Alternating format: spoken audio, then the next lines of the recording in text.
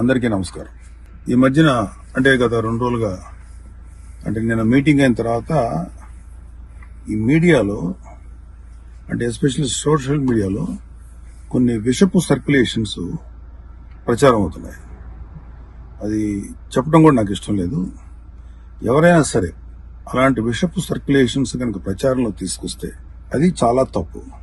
ఎందుకంటే అది Janasena, BJP, TDP కూటమి యొక్క స్పిరిట్ కి అది చాలా తప్పుడు సంకేతాలు ఇస్తుంది. అది ఎవరు చేసినా సరే దయచేసి గుర్తుపెట్టుకోండి. అది ఎవరు చేసినా దాన్ని బ్యాక్ వెళ్లి సోర్స్ ఏంటో పట్టుకొని తగిన విధంగా మీకు బుద్ధి చెప్పాల్సి ఉంటుంది. ఇది చాలా కష్టపడి పవన్ కళ్యాణ్ గారు, చంద్రబాబు నాయుడు గారు, అటు పక్కన మోడీ గారు, ఇటు పక్కన పురంధరేశ్వరి గారు బీజేపీ నుంచి కష్టపడి తయారు చేసిన ఒక అద్భుతమైనటువంటి కూటమి. ఈ కూటమి స్పిరిట్ కి ఎవరైనా సరే ఎఫెక్ట్ అయ్యేలాగా రాతలు రాస్తే మాత్రం చాలా తీవ్రమైనటువంటి చర్యలు తీసుకోవాల్సి ఉంటుంది. దయచేసి కూటమికి సంబంధించిన పార్టీలకు సంబంధించినటువంటి అందరి కార్యకర్తలకు రిక్వెస్ట్ ఏంటంటే ఇలాంటి విషపు రాతల్ని దయచేసి ఎవరు నమ్మకండి.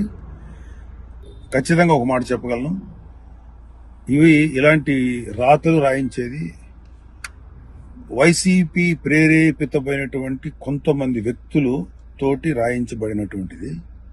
ఖచ్చితంగా ఈ సోర్స్ ఏంటో మేము కనుక్కోగలుగుతాం. ఎందుకంటే అప్పుడే దీని మీద ప్రోబ్ చేసి ఎవరు పట్టుకోవాల్సిన ఇంట్రెస్ట్ ప్రస్తుతానికి మాకు లేదు, ఎవరు పట్టించుకోం. కానీ ఇలాంటి రాతలు కనుక ఇలా కంటిన్యూ చేస్తే మాత్రం చాలా తీవ్రంగా ఎఫెక్ట్ చేస్తాం. చాలా తీవ్రమైన చర్యలు తీసుకోబడతాయి.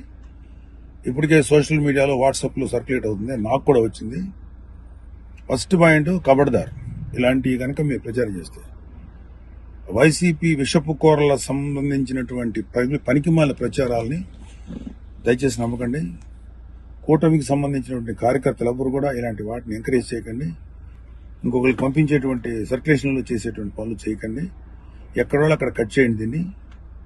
కూటమి స్పిరిట్కి దెబ్బ. ఎందుకంటే ఈ కూటమి 3 నాయకుల కష్టంతో చేసినటువంటి ఒక కూటమి ఇది. ఏ ఒక్కరి శ్రమ కూడా వృధా అయిపోయినా ఇది ఎవరైతే ఇట్లాంటి మాటలు ప్రచారం చేస్తారో వాళ్ళ మీద చాలా తీవ్రమైన చర్య తీసుకుంటాం. Be careful. జై జనసేన, జై తెలుగుదేశం, జై బీజేపీ, జై హింద్.